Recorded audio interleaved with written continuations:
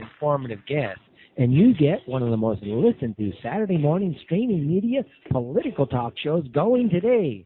And it's all right here on our flagship station, Revolution Radio at freedomslips.com. So join me, the Feds, for Inside the Eye Live every Saturday morning at 10 o'clock a.m. Eastern. It is truly intelligent media for the politically aware.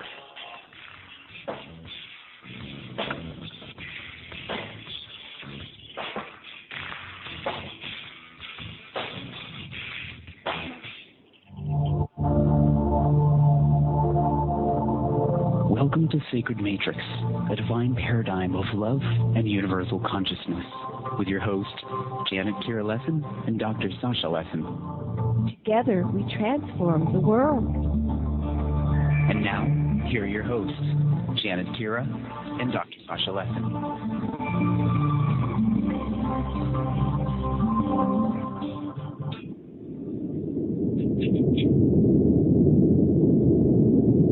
Aloha, everyone, and welcome to Sacred Matrix on Revolution Radio at freedomslips.com.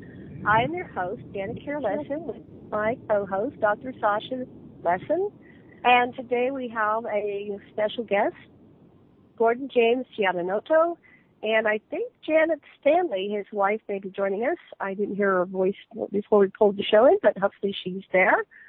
And Gordon's been with us many times. He's a Planet X researcher, and he's going to give us the update on what's happening in the universe and what we have to look out for.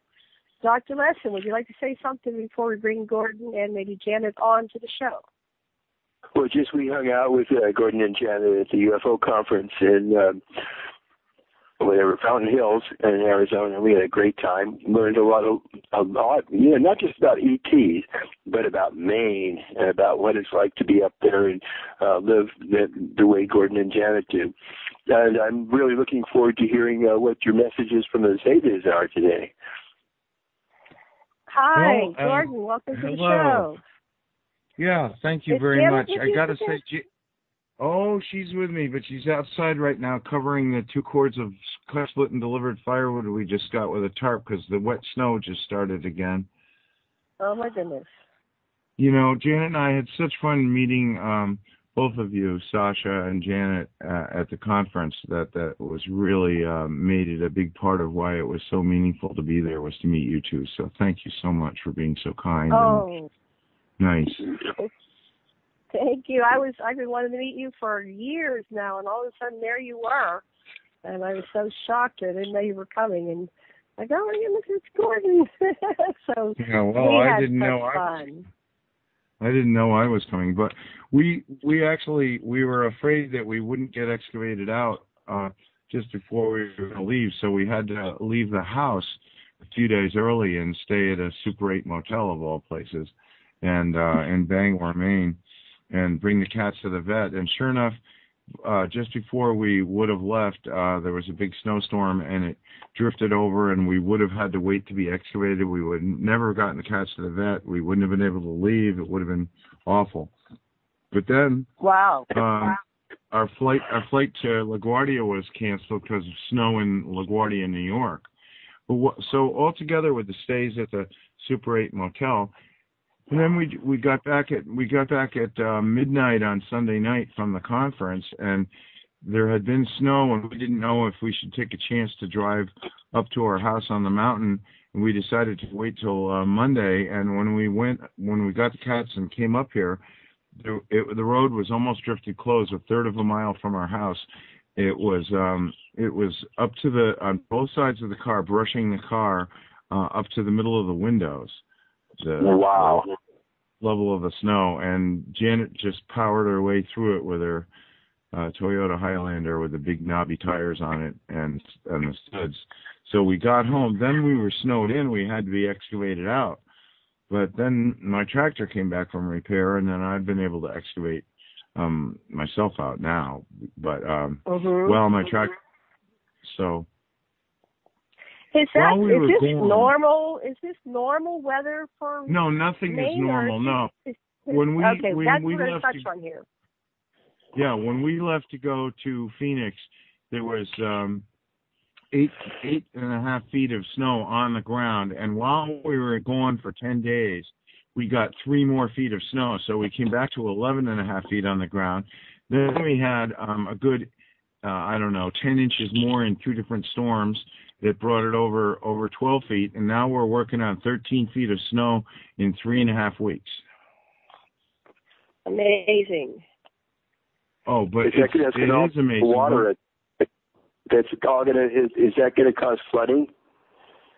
Well, we're on top of a mountain, so really, I actually don't care that much what goes on down below me. But that's being mean. But the state of Maine did 70 boreholes across the state and discovered the water level in the snowpack is the highest it's ever been in meteorological history in Maine. There's over a foot of water locked up in the snow on the ground across the state average. Yeah, so that's what I was thinking. Is this a sign of Planet X? Oh, yeah, this is definitely caused by the earth wobble. That's what this... You see, normally the jet stream goes from west to east, so, it would just go horizontally. So the cold air would stay up in the cold latitudes and the warm air would stay down in the warm latitudes.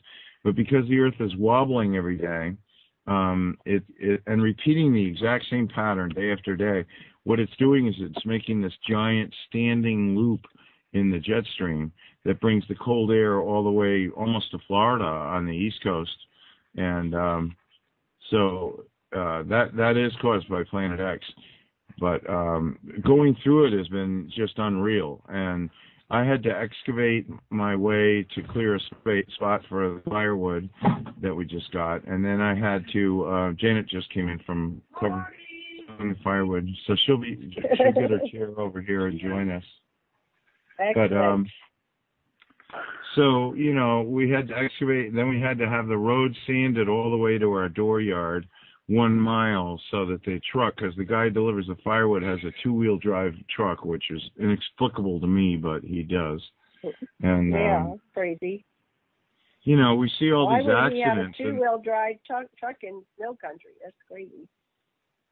Yeah, and delivering firewood, but so we had to sand the road, we had to excavate the road, I had to plow it extra, and we were going to go down with my dump truck in case he went off the road and chains to pull him back on, even if I could have, because I have 4-wheel drive and I have spiked chains on the truck, so I might have been able to pull him back on the road, but before we could even go to meet him at the bottom of the hill, he was in our dooryard, so he made it just fine, thank God, because that's...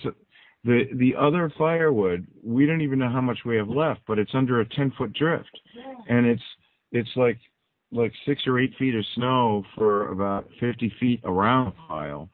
So just to go find the pile, and just before we came, we turned over the snowdrift, and Janet was picking individual pieces of firewood out of the snowdrift and banging them on the road to get the extra snow off and putting them in the bucket, and we drove it over to the house. So at least when we came back, we had enough firewood for a few days. But hopefully this will last to the end of April. Everyone I've talked to said that there will be snow on the ground, still on the ground in July 4th, and I really believe that. But I got to tell you guys. Has that never happened before? No, it's never, ever. We had 16 feet in one winter, but it was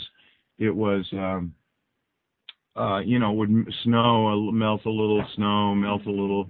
You never saw, this volume. I think the most we've ever had on the ground at one time is probably slightly more than 4 feet. But we've never had 13 feet on the ground. I mean, people are hiring backhoes to excavate the snow from the walls of their house because the snow goes up to the roof line. And the roofs are collapsing, so people are paying... What was that, Janet? $600. The average roof, they charge $600 to scrape the snow off it. That's one of the most dangerous jobs because you're on a ladder leaning against the bottom of the roof and you're pulling snow down with what's called a snow rake, and you're pulling the snow down. It hits the ladder, knocks the ladder backwards, and you backwards, or buries you. And one guy got buried the other day close to us, and he was caught in the avalanche off the roof for 2 hours. He didn't know if he was going to survive or not. Yeah, so, but, we tried to look at the bright side of the picture, and this is the bright side, and I know you'll like this. Okay. When water freezes, it crystallizes. and snowflakes are individual crystals. And so I figure we live on the top of a granite dome, which is largely made of quartz crystals. So we're right away, we're living at the top of like a huge quartz crystal. And then we've got 13 feet of little crystals on the ground sparkling all around us. So what do you think of that concept? I like that. For meditating, your magnetite and the magnetite in the water makes you more and more receptive. This is the time for extraterrestrial contact, which we really need right now. Well, Janet and I came back from the conference, and I think it was Tuesday afternoon or whatever. I don't even know how you're doing this, because you just got back to Hawaii, right? We just got back to Hawaii last night. Yeah, so we were just so exhausted. We both napped at the same time, and when we woke up, we both had these dreams. Mine was graphic with complex pictures on a screen. I actually saw a screen, and on the screen was like an animation playing that somebody would have. If you hand drew that, it would take years.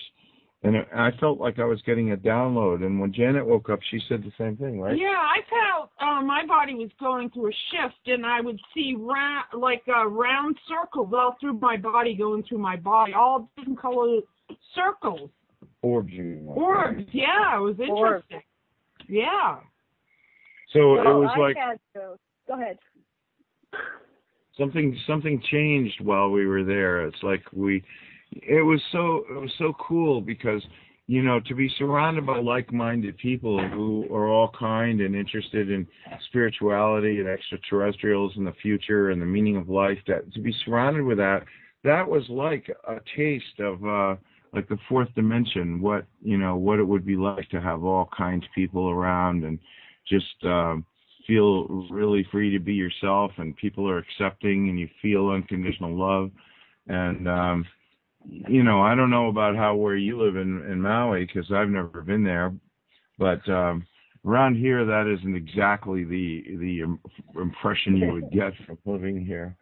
So, well, this 3D world here is it's different here in Maui. You know, there's a strong spiritual energy, and yet there's the polar opposite as well.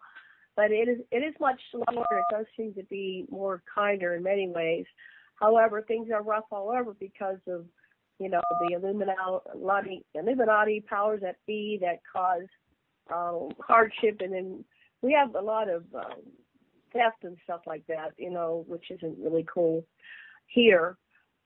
So what I get what you're saying is that this conference was like our potential, and I think it's so relevant that the other day Leonard Nimoy, Mr. Spock, crossed over, and somehow that's part of this whole thing, that his passing and everybody reflecting on the Federation and how existence could be and our human potential and our potential with contact. You know, Mr. Spock was the first conscious, intelligent alien that we had even a concept of. Until then, we had blobs and, you know, beings that took over, you know, the puppet masters and people that would anchor, or beings that would anchor onto your spinal column and take you over, you know, those type of things. So, yeah, go back to you. Go ahead. Well, I think Leonard, you know, really introduced us to the normalcy of space travel and contact with extraterrestrials. You know, more so than like many other figures who have been in science fiction before. Because he was alien himself, or part alien supposedly, in Star Trek. Right, and he introduced that whole concept, introduced us into the hybrid possibility. Go ahead, sweetheart. Well, just the people who have been leaking information from the clandestine government have deliberately given science fiction the opportunity to introduce some ideas to people that they can then accept. This is Len Kasdan has made a major case for Taken being an accurate story of the journey to the planet Serpo, and that science fiction has been used like a trial balloon to see how people are going to be reacting, like what's coming next. Right. What do you think of that hypothesis? I think that's absolutely true, and but I've got to say, Janet and I, we just get along so well, and we have such interesting conversations between ourselves. But when the two of us met, both of you, we really enjoyed it. I mean, you two are a lot of fun, and you know, have senses of humor, which we appreciate, and you know, it just made what would have been, you know, because when you go somewhere, I mean, I had a guy, I moved to a fishing village in Maine on an island in 1986, and this guy had a religious cult across the street, and they were living according to the Bible, and all the women wore the old clothes and stuff, and I was out in my driveway, and he was out in his driveway, and we started talking, and he goes, how could you possibly move to a place where you don't know anyone, you've only been on one day once before, and you don't have a job and you don't have any money? How could you possibly do that? And I said, well, you know what? Everywhere I've gone, there are really nice people and there are really awful people. And my father taught me that there's always room at the top if you do the best job you can. And I had decided to do contracting work, particularly tile and stonework.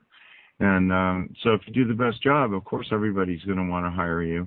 So it isn't like you're going to be out of work. And and you know, and I didn't know anybody, but I thought the place was beautiful. And as it turned out, you know, I instantly had lots of work, and I met lots of people, and I met some bad people too. And you know, and then Janet came into the picture for me 5 years later when we met. So, you know, it doesn't. Well, you two are such a lovely, fun couple. So well, at least you have the two of you to entertain yourselves. I had a question about the conference.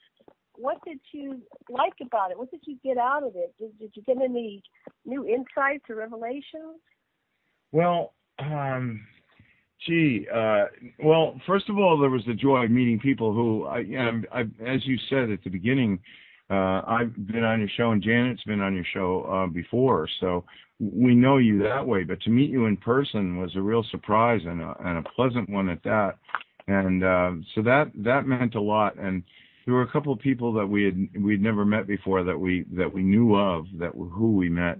But it wasn't the speakers, because I got to tell you, I've followed every drop of UFOlogy for all these years since the 1960s, 1950s, really.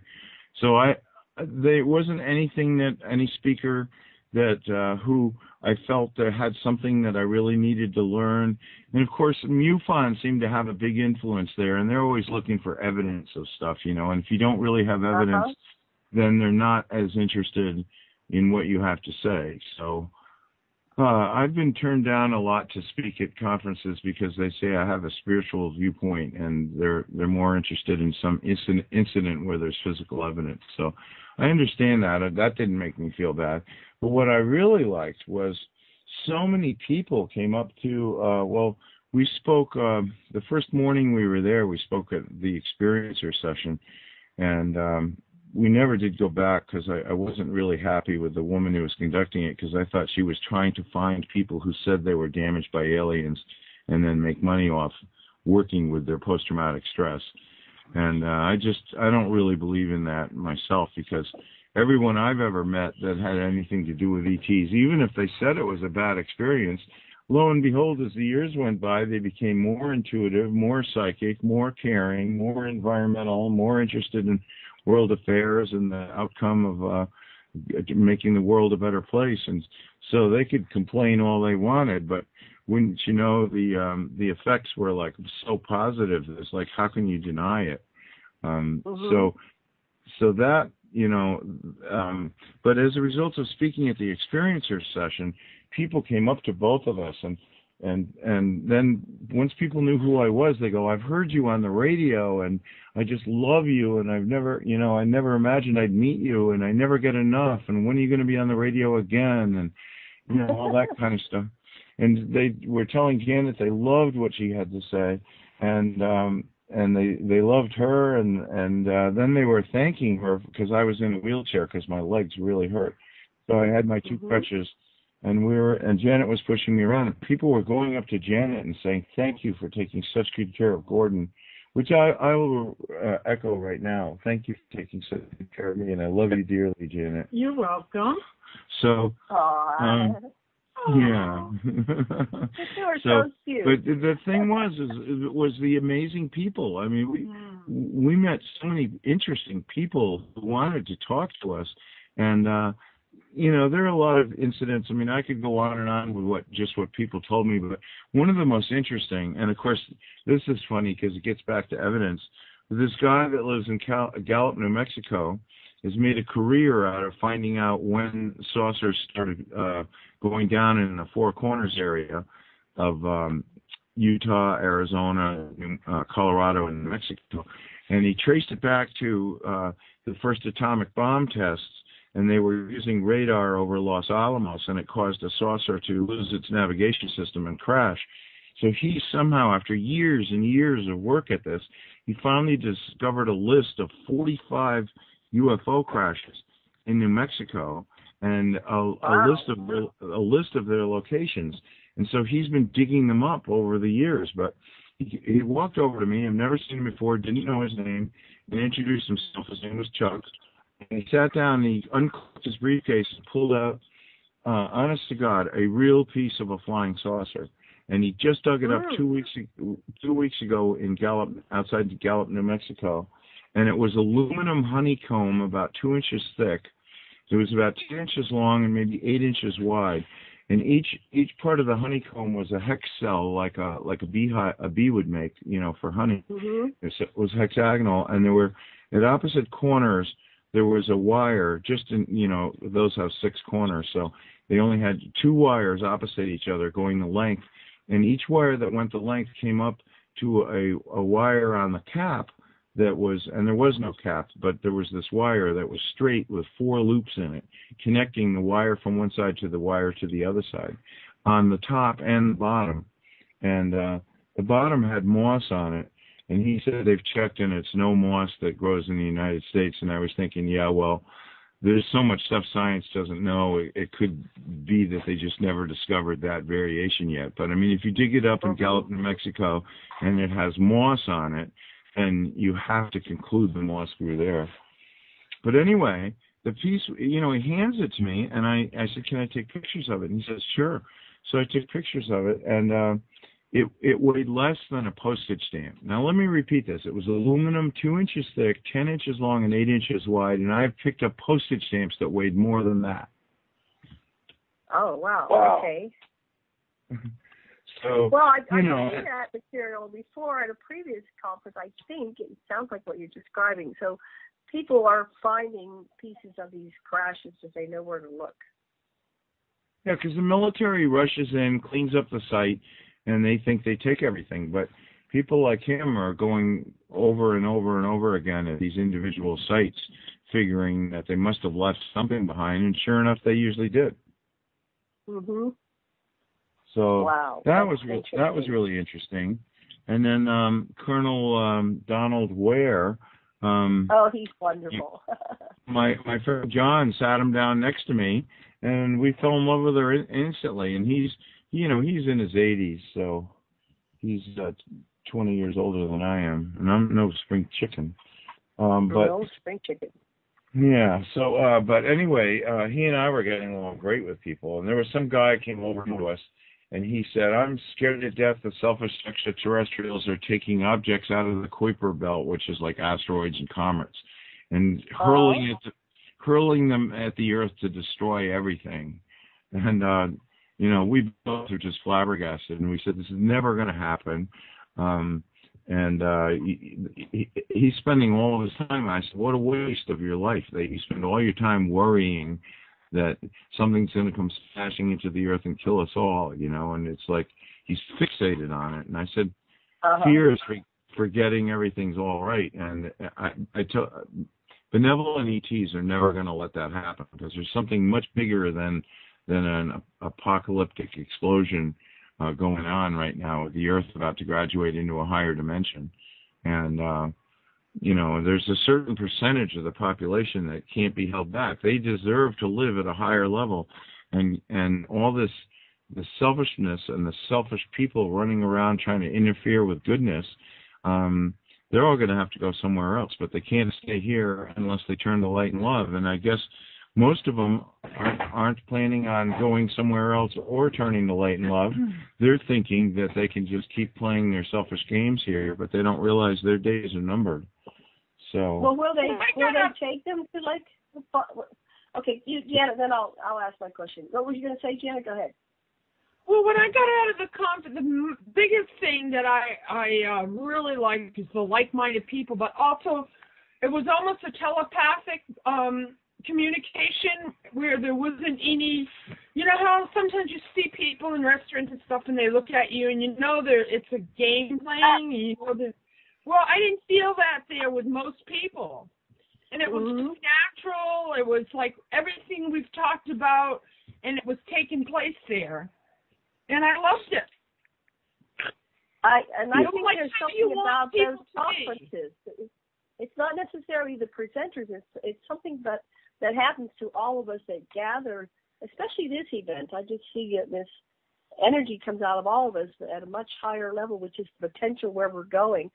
So, Gordon, I wanted to ask you.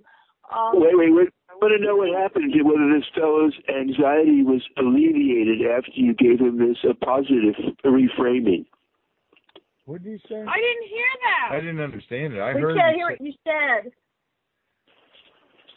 Oh, the person that was so alarmed about imminent apocalypse, I wondered if you were able to reframe his perceptions so that you alleviated his anxieties. Well, that was what we tried to do, but I mean, he was a perfect example of somebody that showed up there because he had this OCD, obsessive compulsive disorder, complex kind of problem that when he heard that, you know, maybe it's because he died that way in another lifetime. I mean, that's always possible.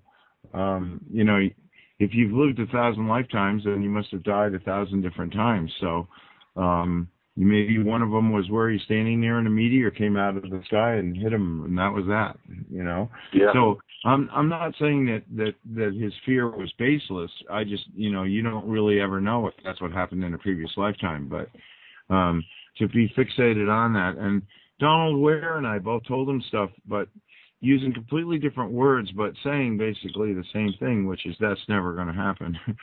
So, and he should focus on the positive things that he might do before he dies. Yeah. So I do want to ask, and I've tried 2 times to ask this, but I'll ask it now. Something you said earlier, are they going to take the people that just won't evolve and put them like on a Botany Bay colony or something to kind of quarantine them away from the rest of us? Oh, yeah. They have the Council of Worlds has plans, because this is a huge experiment, and it's the first time it ever happened, and this is sort of an out-of-the-way part of the universe where the solar system is. And they problems on all kinds of different civilizations and planets throughout the universe. And they decided to see if they could resolve everything in one place. So volunteers from both sides of every issue in the universe volunteered to be born here and conflict with each other to a resolution. So that's an interesting thought right by itself. But there are groups of people, maybe a third of the earth, maybe more, hopefully it would be a lot more, who have dealt with selfish people lifetime after lifetime after lifetime and have been able to survive and flourish by being kind and empathetic. And so they've mastered these situations, and they're not about to go, you know, things like big issues that you don't often think about but come up even on the news,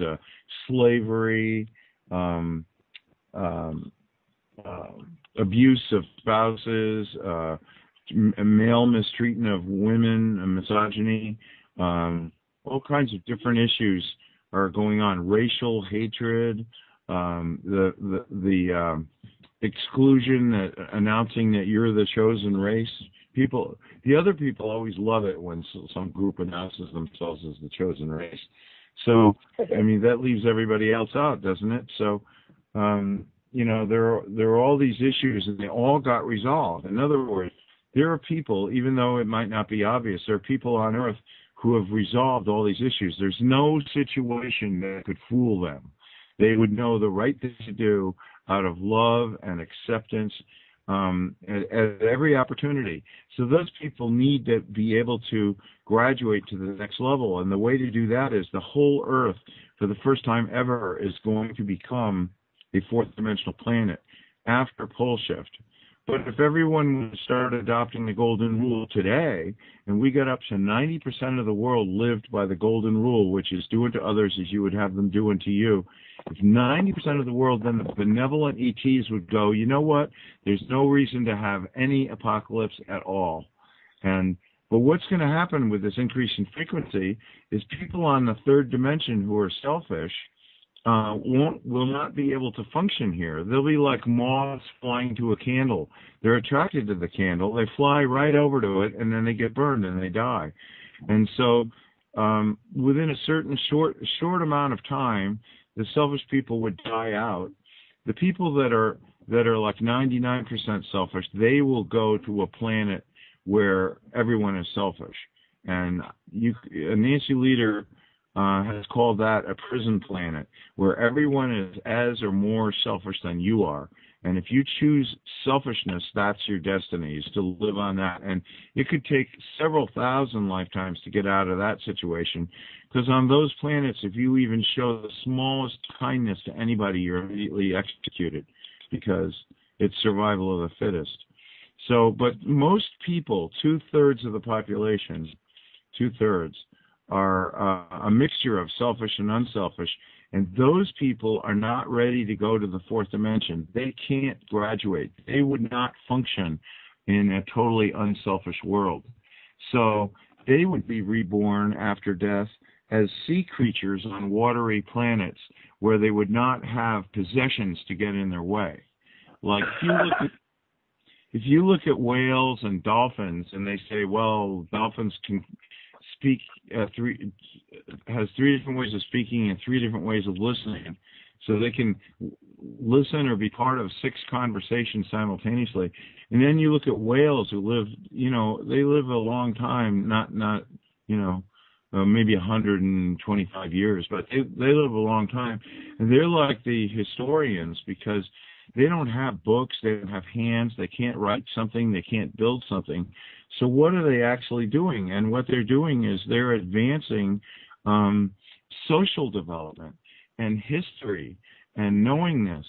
So a lot of good can come out of not having possessions. And this, hopefully, and this is a plan not just of a few people on Earth. This is the plan of all the unselfish civilizations across the universe came up with this plan, that if they were to live as sea creatures for a while, and learn to be selfish or unselfish, make that choice. If they're selfish, then they'd be reborn on fourth-dimensional selfish planets. But if they make the choice to be unselfish, then they would be reborn as human beings on the Earth again in the new hybrid race. So it's really interesting that everybody gets a chance to, number one, materialize what they want, and number two, to change it if they wish. So those are interesting concepts. It seems like this planet, I've heard that this planet was a prison planet, and that we all ended up here because we needed to learn how to be unselfish. Is there any truth to that theory? Yeah, well, this is the place that, because, see, it's not clear. It's not clear when you get tired of the third dimension and you say, is there anything else than this? It's sort of like, I like to say, like a bad Jack Nicholson movie. Is this all there is?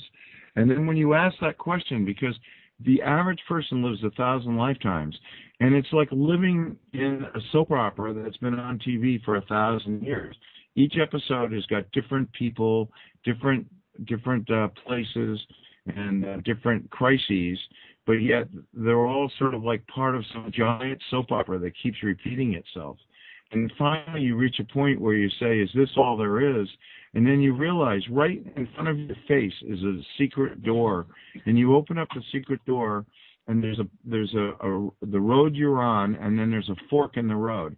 The left fork, let's say, is you choose to orient all your intentions and behavior around selfishness, or the right fork is you decide to orient all your intentions and behavior around unselfishness.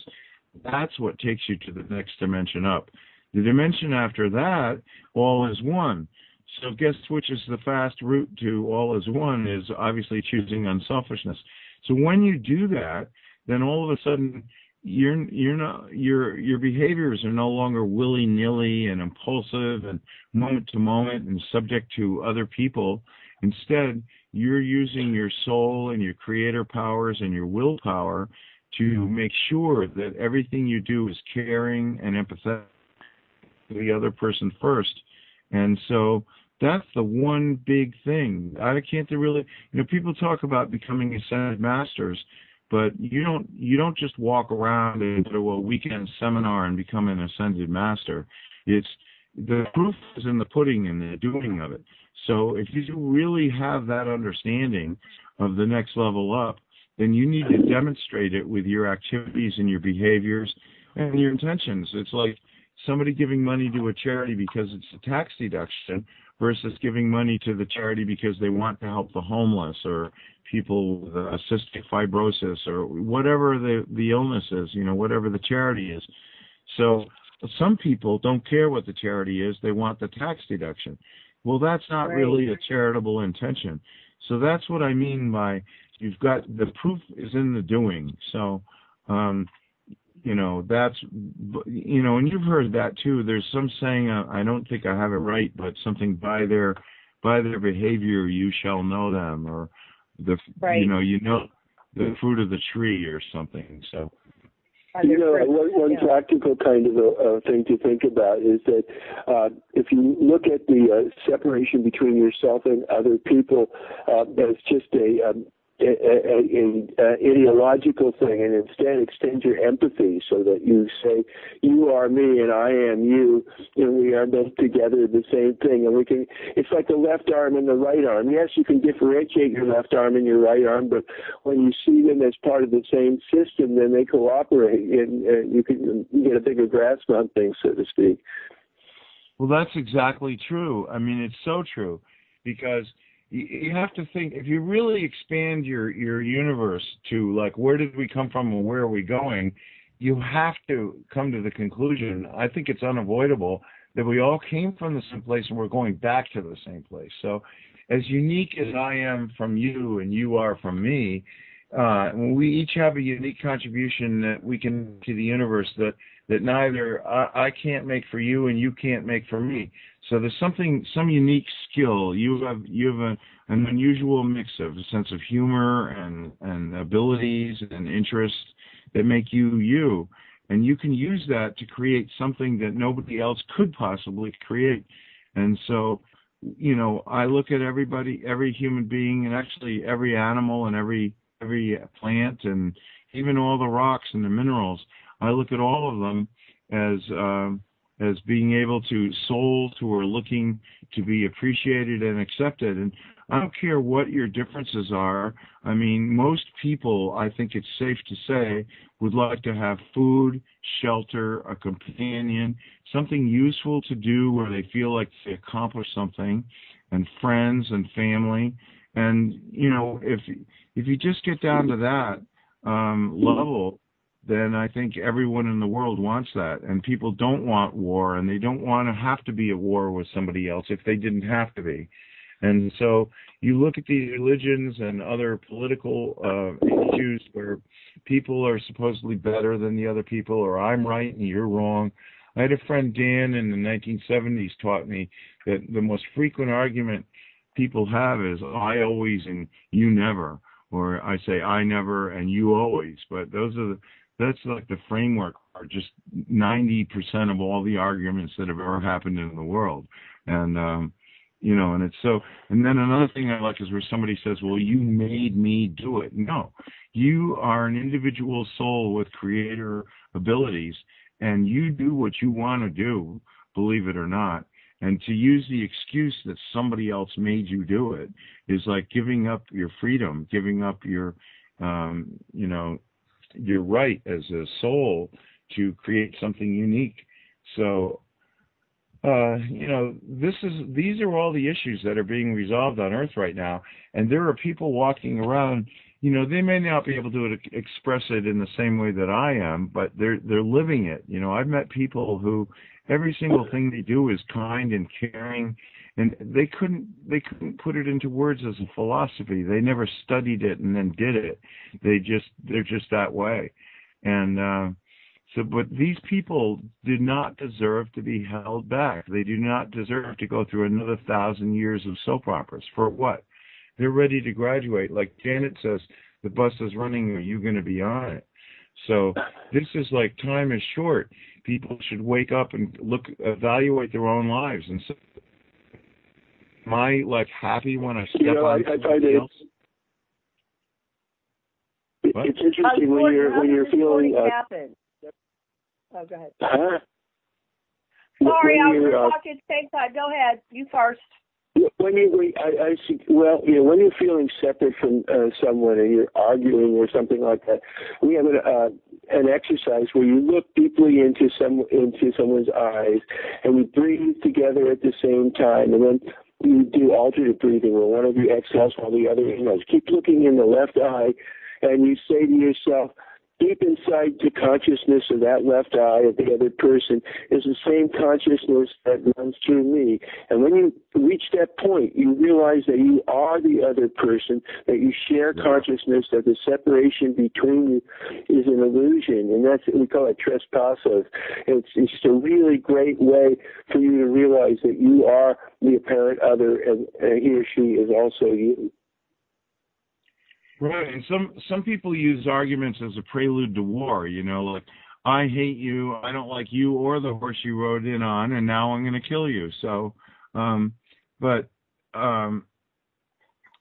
you know, if you really build a trust in the other person and you realize the other person is on your side and is staying with you through thick and thin and does care about you, and is willing to put their own interests aside to create a common interest and common activities.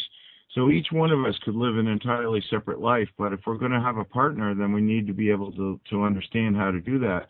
And when you reach that level of trust, then you're thinking, why are we arguing? You know, I love you, and this is a stupid point, and it doesn't matter if I'm going to be right, you know, whereas other people might think, well, I am right, and I'm going to kill you because you say I'm wrong. So, you know, but that's what I hope to escape from. If everyone would wake up, that all that kind of scenario would end. It would just end, and the Earth would be a fourth dimensional planet. So how does this sorting happen? Do people judge themselves and their own behavior? Does it finally hit home? That's what's people, like a life review. Yeah. See, when you die, you do have a spirit guide that helps you go over your life. But you know, in each time you live on a planet in a body, especially on Earth at this time where you have defective bodies, you can't really. Not everybody walks around knowing that they're an eternal soul. But if they could, if their bodies were designed better and they could know that at all times, then they could, instead of dealing with another person, they could be trusting their own soul, trusting themselves. So, and when you die, you go through and review what you did in your previous lifetime, and then you decide where would be the best place for you to go to take your next step. So, in some cases, you might not want to be born for a long time. You might want to be a spirit guide, or you might want to be a healer from the other side. Or you might want to be part of another extraterrestrial civilization, not the Earth. And, you know, you have all those choices to make, and then there would be ETs could help you make the choices. your own soul and your own attitude could decide what your choices are, or it could be spirit guides or angels. I mean, there's all these things really exist. So there's a lot going on, but there's an awful lot. You can safely say that the majority of all life in the universe cares deeply that you grow and that you're nurtured and that you become inspired and that you work together with other souls. So that's why there's so many extraterrestrials here now, is because this has never happened before, where a whole planet with life on it went to another dimension. So it's a very exciting time. I mean, I can't think of another more exciting time. And there may be some big problems and disasters, there are all kinds of ways to have problems, from war to chemical poisoning to starvation, mental disease. I mean, just anything and everything could go wrong. But I'll give you a hint, is that if you only have 5 more minutes to live, try and spend those 5 minutes helping another person. And if you do that, then you pretty well have demonstrated that you get the big picture, and that by itself might allow you to be graduating on the 4th dimension, the next dimension up. So it isn't that you're going to go necessarily in this lifetime to the next dimension, but just that if you're one of those people who's awake and you're trying to awaken other people, then you can be sure that you'll be one of the first ones to be offered to be reincarnated in a new race on planet Earth, which has a great future, because we've figured out stuff that there are civilizations all over the universe have never figured out. We think, well, the United States has been in existence since 1776. Well, there are civilizations that have been around for 1 million years, and they've had problems that they've never fixed. In fact, they didn't even know how to fix them. We're the ones, in 1,000 years, we're going to build a fleet of spaceships and go out to the rest of the universe, and we're going to go find out how we can bring everyone on every planet who wishes to be unselfish together as one giant nation and one giant people, and all with the same interests, no matter whether people are jellyfish or worms, or they can build flying saucers, or they just live in the ocean and they're so advanced. It really doesn't matter what your form is, because when you reach a certain point, you're able to contact the people who do have hands, and they can make a flying saucer, and they can pick you up and bring you here. So there's all kinds of extraterrestrial races here, some of which many people wouldn't even recognize as extraterrestrials. They're far older souls than you can imagine, and they know many more things than you could ever learn in your next 10 lifetimes. And they're here to help us take our next steps. So it's a really beautiful thing that's going on here. Wow. Beautiful. So what does this look like when we're a fourth dimensional being? What's the difference between being a third and fourth dimensional beings? Well, when we evolve to this higher level. Like let's say I gave you an all-band radio, and you could tune in any radio frequency in the world. But of course, you're not going to listen to all of them at once. You're going to find one band and then move the tuning dial until you find one radio station that you wish to listen to. And so, in a sense, your eternal soul is beyond all these divisions of dimensions. The dimensions are scenarios that are created for you like levels in a school. And you have to graduate the lower level in order to go to the higher level. So it's like this is the school of life, and that's how it's organized. But your eternal soul, from the fourth dimension, you'll be able to touch your heart, and you'll be able to know anything. So instead of having to learn something with your brain and memorize it, you just will put yourself in touch with your higher self, which is eternal and has lived many lifetimes and knows all, and you'll be able to answer any question. So it'll be an entirely different, instead of a mind-based life, which is what we have now. If you really think about it, we've taken the mental plane to the maximum development. I don't think there's any more that can be done with mentality. And of course, excuse me, computers are like a reflection of that. But the next step on the fourth dimension is to be conscious of you being an eternal soul and to be in touch with any information that you might want ever. So in the next level, it's not really going to be what you've learned. It's going to be how you show love. So. Yes, that's important. So we've been experiencing a lot of strange weather here in Maui, Hawaii, like lots of heavy rain, wind gusts at like 100 miles an hour, wind gusts that have made these humongous trees fall. Is that part of this, what's coming down the line here? Oh yeah. This if you look into the Old Testament, which is the oldest record, that was the last pole shift, and record keeping pretty much goes to hell at pole shift. So we're about to have another pole shift, and it's going to be a lot more serious than the one when the Jews left Egypt. But first there were the plagues of Egypt, and people don't realize what those were. And it's cast in the Old Testament that the Pharaoh had a what would you call it, Janet? A medicine man or a priest, I guess, the high priest, and he could perform magic, and then Moses could perform magic, and so which one was more powerful, the Moses or the high priest of the Egyptians?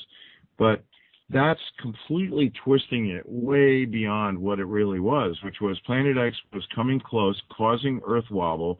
The Earth wobble was creating the strange weather. First, they had hailstorms that stripped all the fruit off the trees. Then the hailstorms continued and stripped all the leaves off the trees.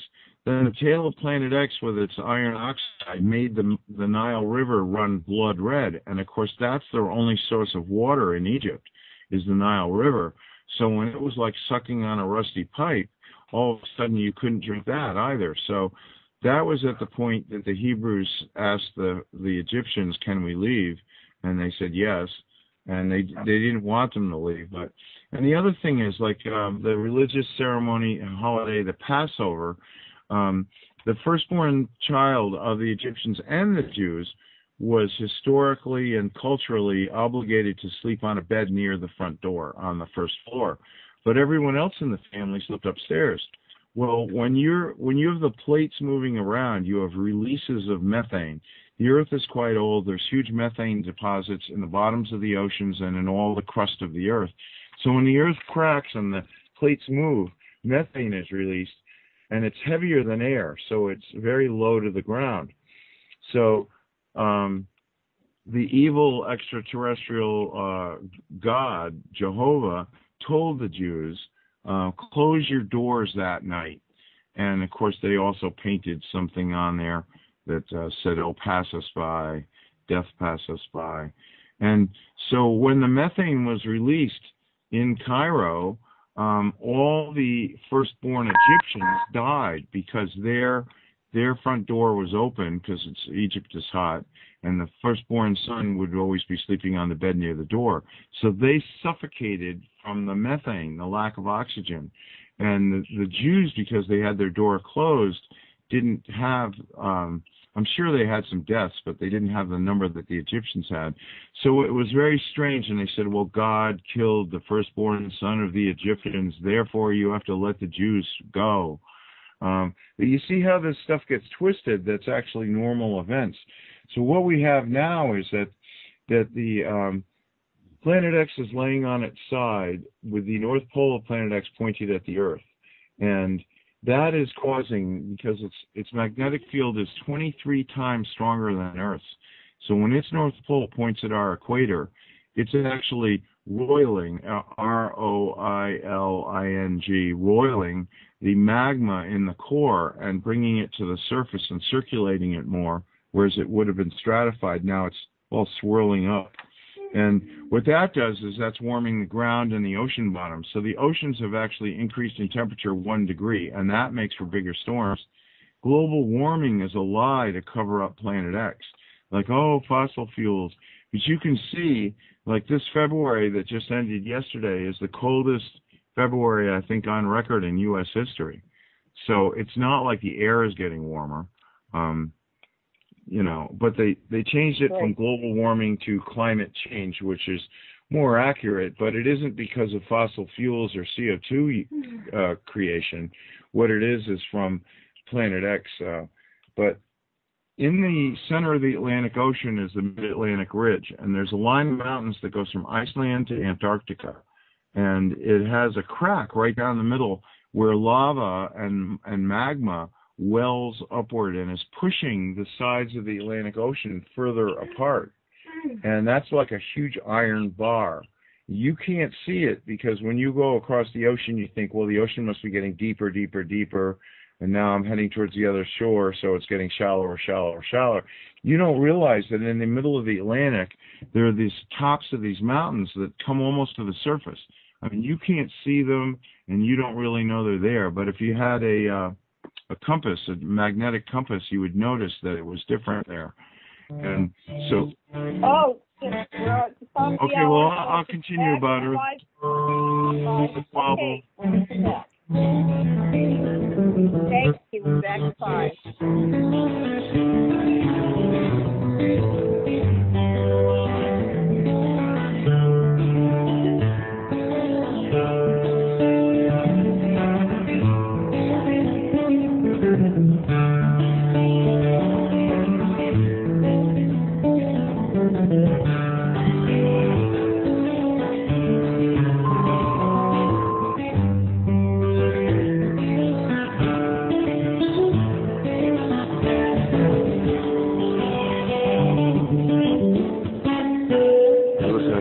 Radio at freedomslips.com. We'll be right back.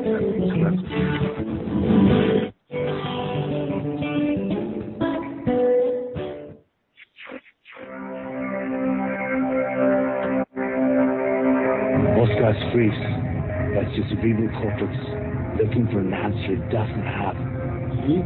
Even your brain.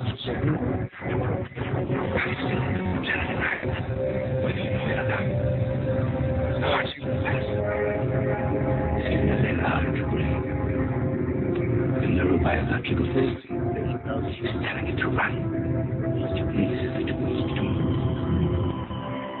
Fear is not real. The only place that fear can exist is in our thoughts of the future. It is a product of our imagination, causing us to fear things that do not at present and may not ever exist. That is mere insanity. Do not misunderstand me. Danger is very real, but fear is a choice. We are all telling ourselves a story. You're listening to Revolution Radio at freedomslips.com. 100% listener-supported radio. Reporting to danger. Unafraid. Right here, where information never sleeps. Revolution Radio!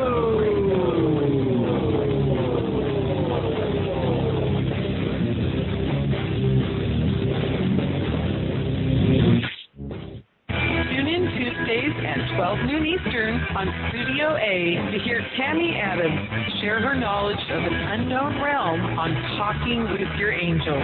Join Tammy as she uncovers hidden secrets about the spiritual world of angels, ghosts, and other entities that have been with us longer than we know. Tammy is a psychic, a teacher, spiritual coach, a leader in her field, and will be sharing her information and stories with you. So join us on Tuesdays at noon on Studio A. With Tammy's guidance, you'll find out who has been watching over you from the other side, and soon you will be talking with your angel.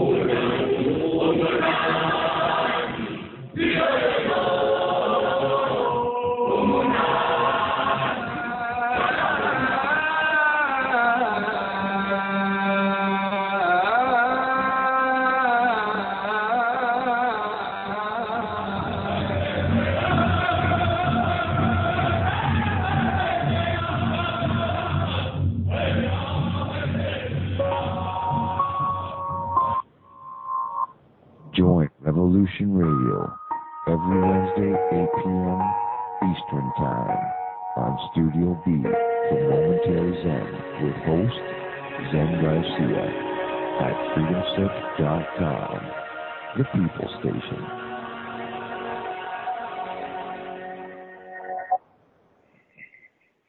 The opinions expressed on this radio station, its programs, and its website by the hosts, guests, and call-in listeners or chatters are solely the opinions of the original source who expressed them. They do not necessarily represent the opinions of Revolution Radio and freedomslips.com, its staff, or affiliates. You're listening to Revolution Radio, freedomslips.com, 100% listener-supported radio, and now we return you to your host.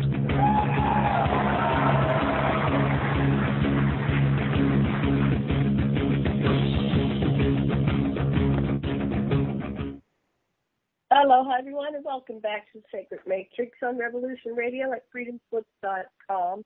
I'm your host, Janet Kira Lesson, with my co-host, Dr. Sasha Lesson, and we have very special guests, Gordon James Yamanoto and Janet's family. And we'll be back to our show in just a minute after this. Please remember that Sacred Revolution Radio is listener-supported, so do go over to that donate button on the website and take a few minutes and donate what you can. We greatly appreciate your donations. As little as $1, $5, $15, $20, whatever you can donate is greatly appreciated. And we do thank you very much for your donation, because your donations allow us to continue to bring them these shows and others like this.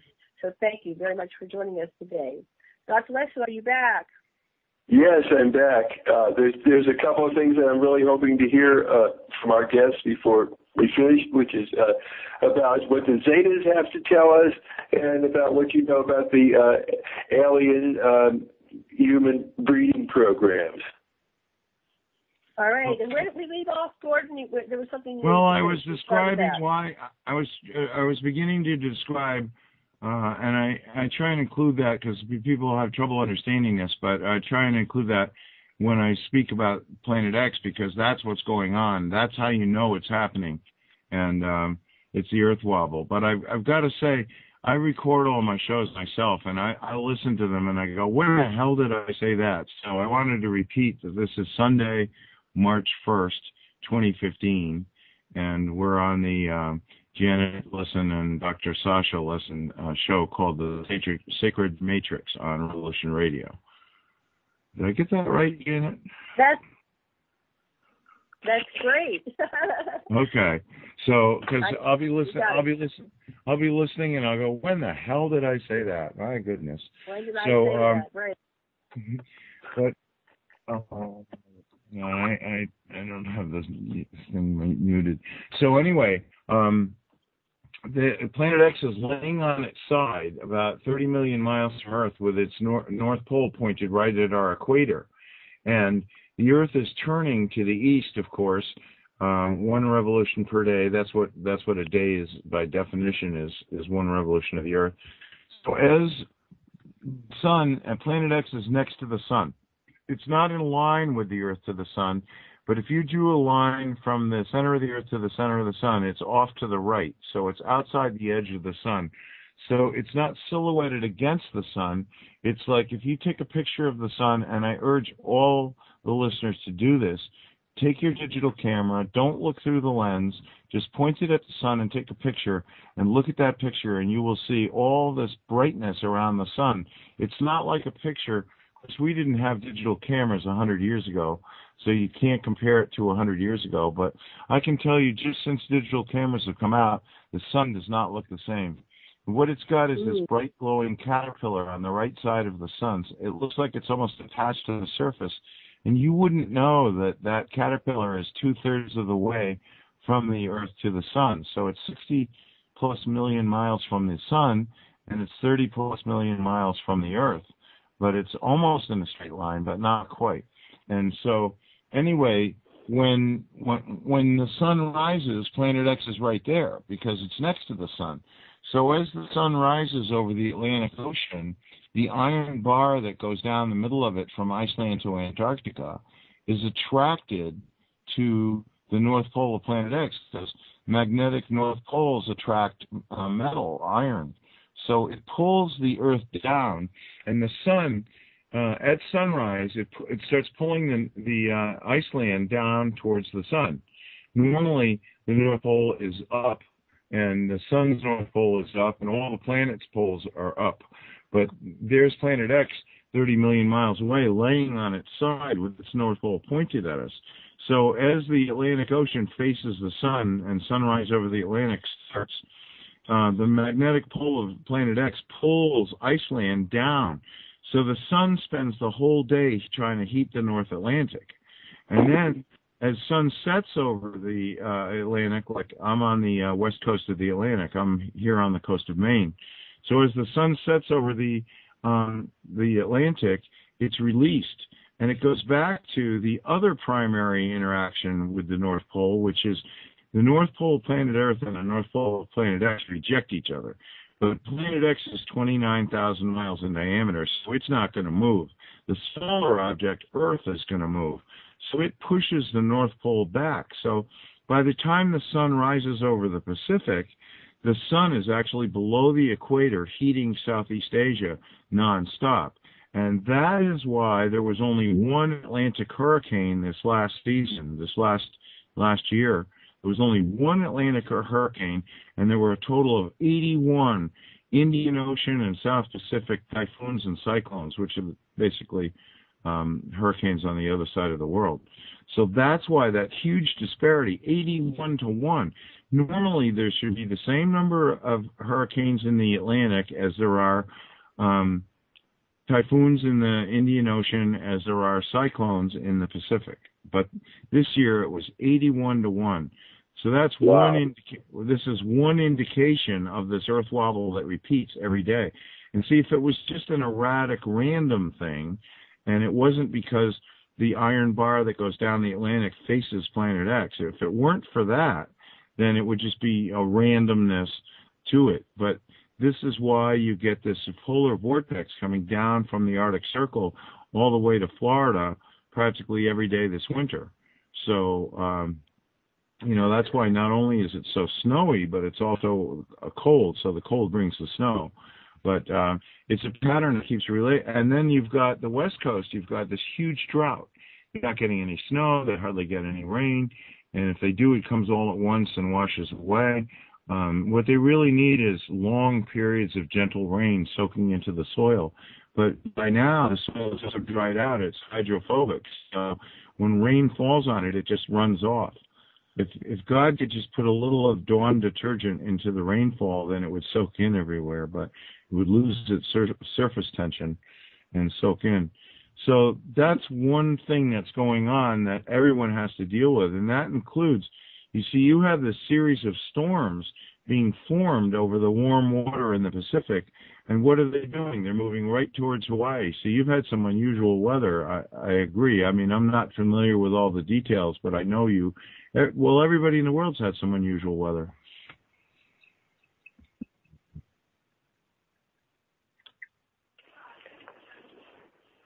Whisper, whisper, whisper. Sorry, I was on mute. Okay. Sorry, I do that so I don't make noise when I'm sipping my tea. Sasha, you had some questions. What did you want to know? Or you had some thoughts or comments? And Janet, what are you doing? Janet went to bed. I got to say, during that break, she lay down on the couch, and she immediately almost started falling asleep, and she goes, I've got to go to bed. And her normal bedtime is 9 o'clock, but she just finished moving about between 6,000 and 8,000 pounds of wood from a pile to the bucket of the tractor, bringing it over to the wood wagon and stacking it. So she handled the same amount of wood twice.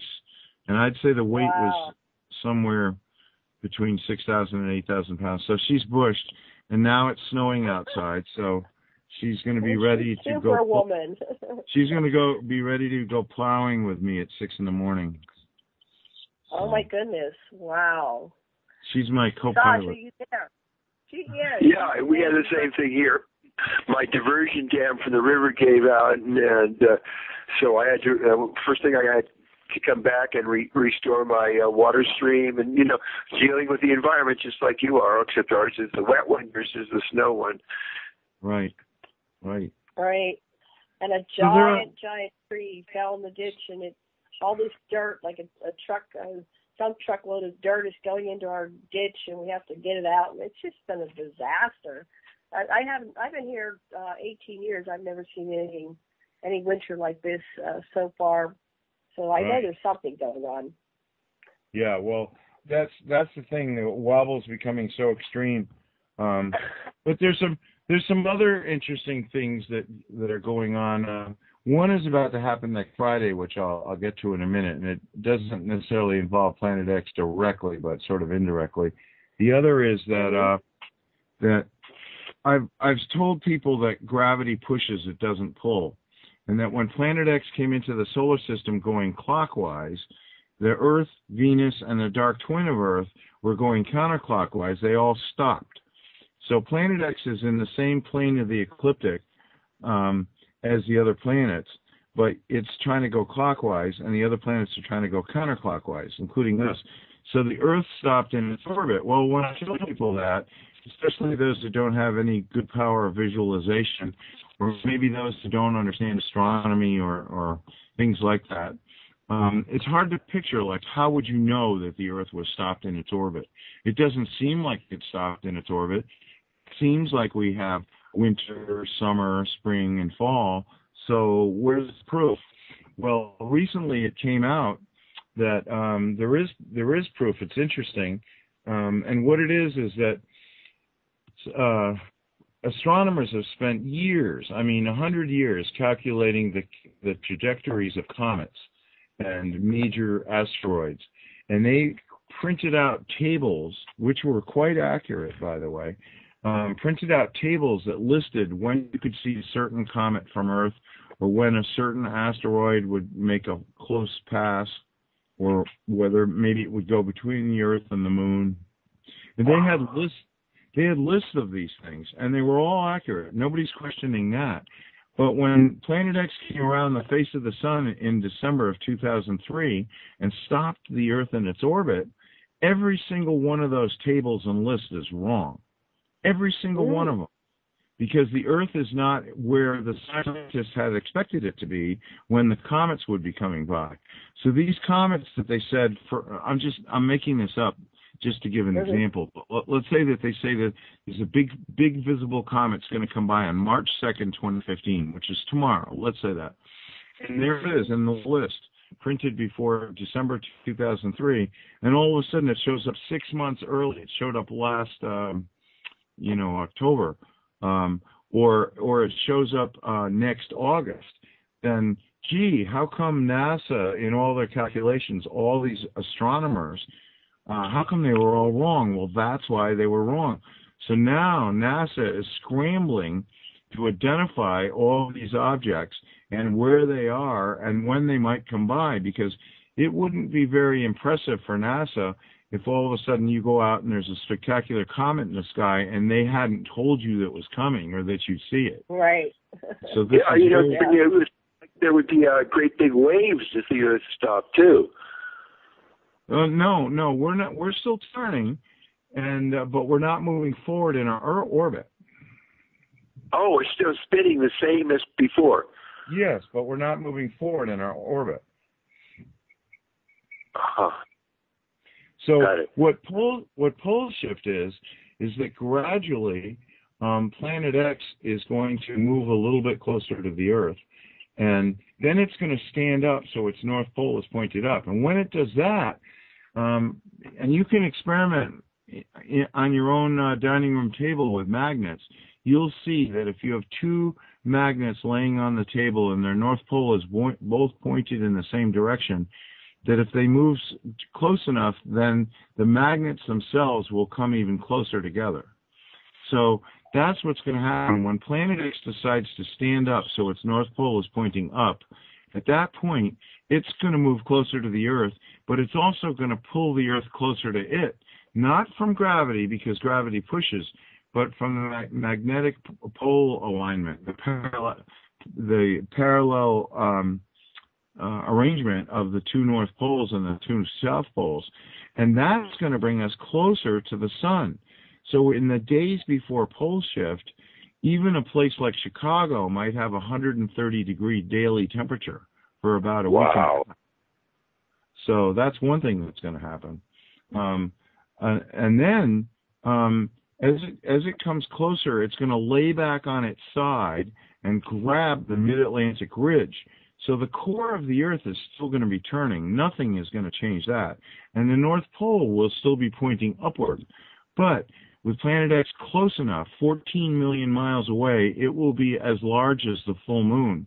And it will grab the mid-Atlantic ridge. And there will be the most horrendous sounds everyone on Earth has ever heard. If you've ever been in a New York subway with all the screeching of the steel on steel and the echoing, that's the kind of sounds. And in the Bible and in the Quran, they mention it as trumpets of the end times. And that's what it's going to be, is the fingers that attach the crust to the core are going to break off, and the crust is going to start sliding. And Planet X is going to suddenly be able to leave the solar system, and it will grab the mid-Atlantic ridge and slide it up over the North Pole and then leave. And the total pole shift will take an hour, and it will drop Recife, Brazil, over the North Pole of the core, and the eastern tip of Brazil will become the new North Pole. And that will only take an hour.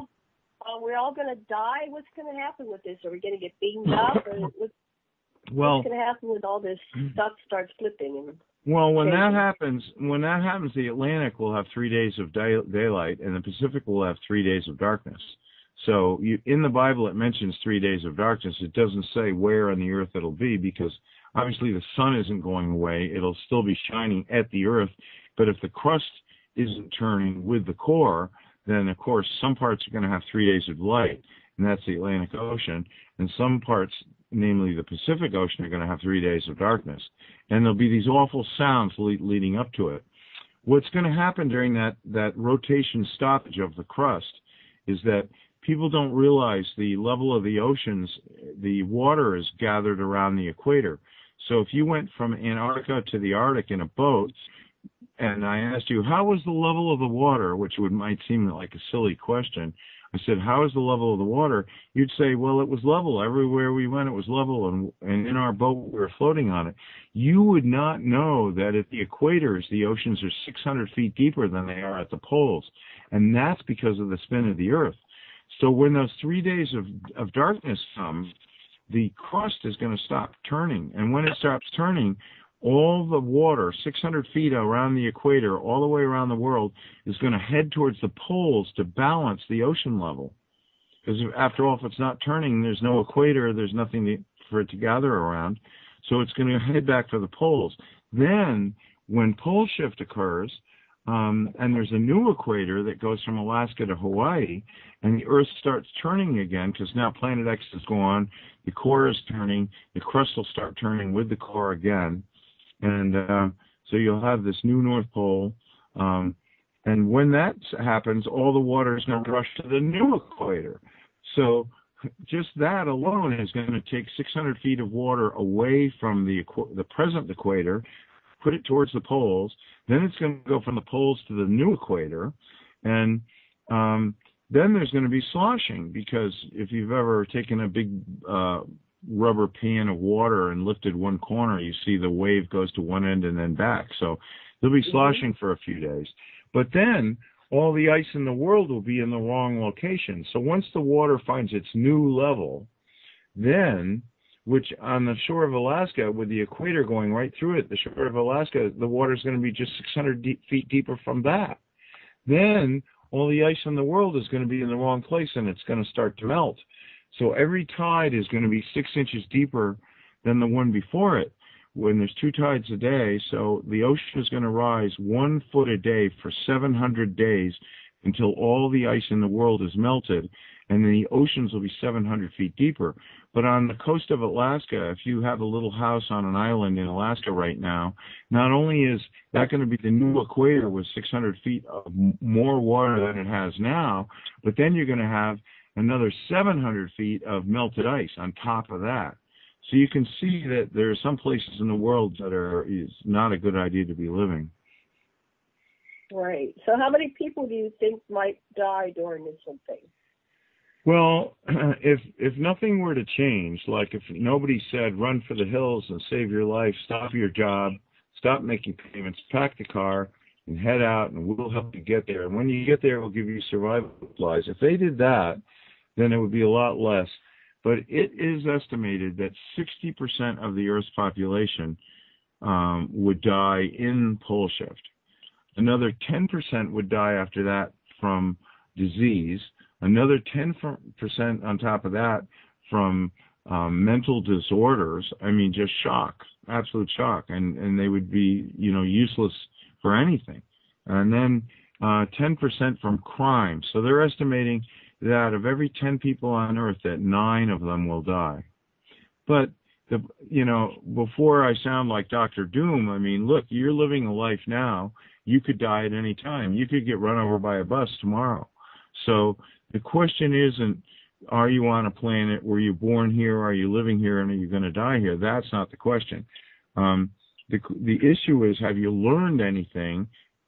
And then the next question is, have you demonstrated what you learned? So I know a lot of people are interested in extraterrestrials because they'd love to have a new flying saucer, but I assure you, if I gave you a new flying saucer today, it would not make you a better person. And what's more important, having a new flying saucer or being a better person? That shows what kind of person you are. So that's what I'm talking about. So what extraterrestrials are interacting with us, and how do we know this? Well, I know there's a lot of them because I've met at least 3 different races, or maybe 4 myself. So Pleiadians, which are normal-looking white people with bright auras, if you can see auras, and then the Zetas, who are 4th dimensional, so you really can't see them. The average person can't see them, but Janet can. She can see 4th dimensional extraterrestrials. But and then I've dealt with the praying mantis people, and they're mammals like us, but they do look a little bit like a praying mantis insect, and they invariably wear a hooded gown so they're not so shocking to the. But Nancy Lieder and the Zetas say that there's over 1,000 unselfish races here now, and they're divided into 40 working groups. And the Zetas are in charge of contacting people in North America, Canada, the United States, and Mexico. So if you are in Canada, the United States, and Mexico, and you're contacted consciously by extraterrestrials or unconsciously, it's invariably the Zetas are the lead influence in that contact. I think in Northern Europe it's the Pleiadians, but I'm not sure. I don't have a list. I've never seen a list. I've never heard of a list. But I have heard many times that there's 1,000 extraterrestrial races, unselfish extraterrestrial races here right now, and the total number on the 4th dimension is 7 billion. There's 1 for every human on the 3rd dimension on Earth. Wow. Sasha, you have any questions, comments? No, I'm just fascinated about Billy Myers. Would be a test of who's contacting the Europeans. Right, and that's a good example of it. And I don't really want to discuss him because I'm sure that his initial contacts were real. I think that later on we have testimony from his wife that establishes some of his later flying saucer pictures were contrived. I don't really know. What I really hate is that his supporters go around saying that he's the only person ever in the history of the world to be contacted by extraterrestrials. And he sounds like Betty Hill's parrot, because Janet and I met Betty Hill many. Hello? Hello? Hi. Are they there? Hello. Hi, honey. I think we're here alone. Let me try to... Can you hear me?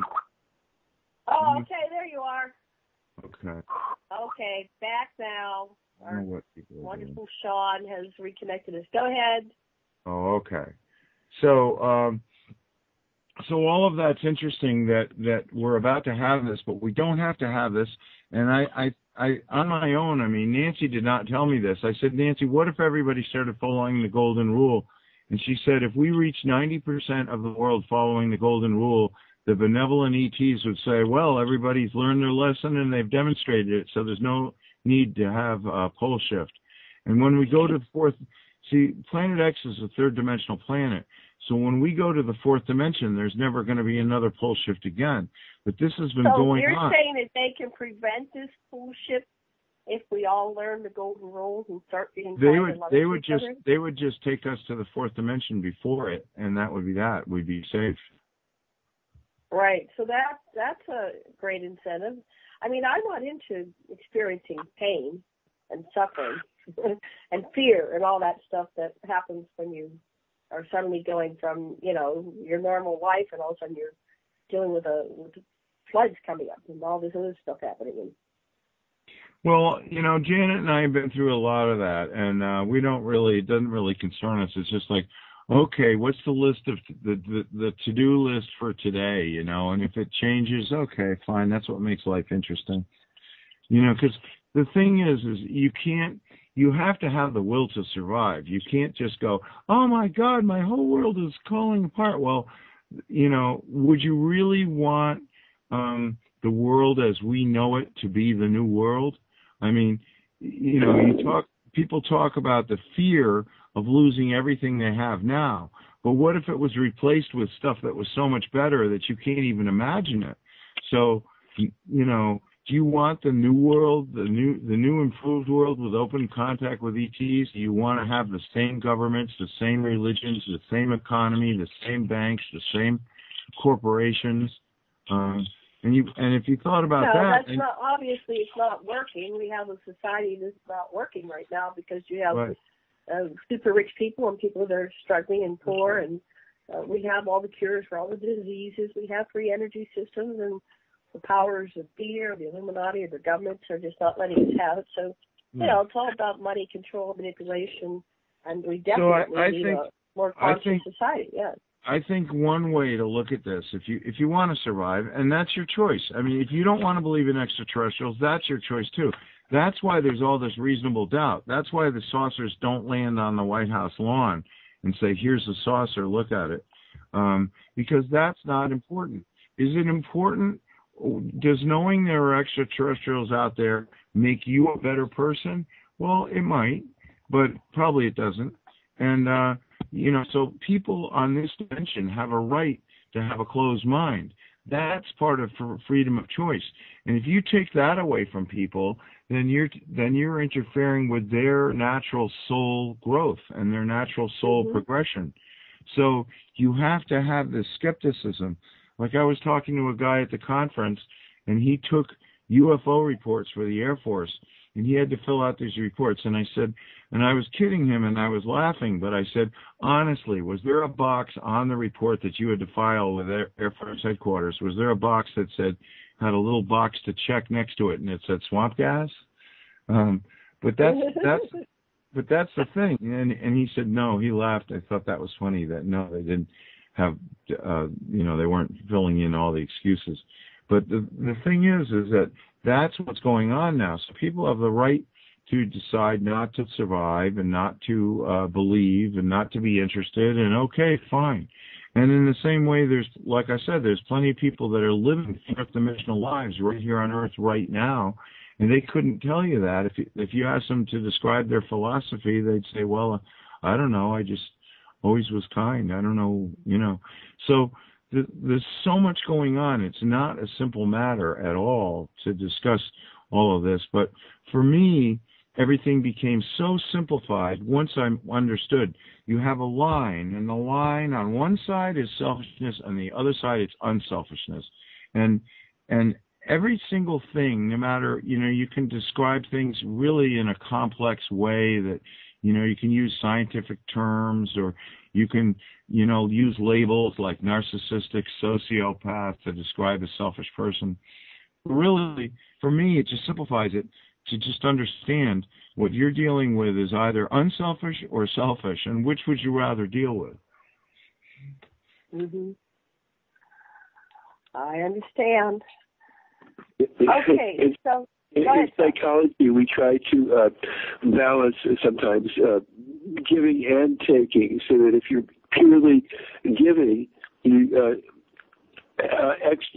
exhaust your life force, so that you need to also take enough so that you have something to give, Right, and that's the difficulty, is deciding where to draw the line.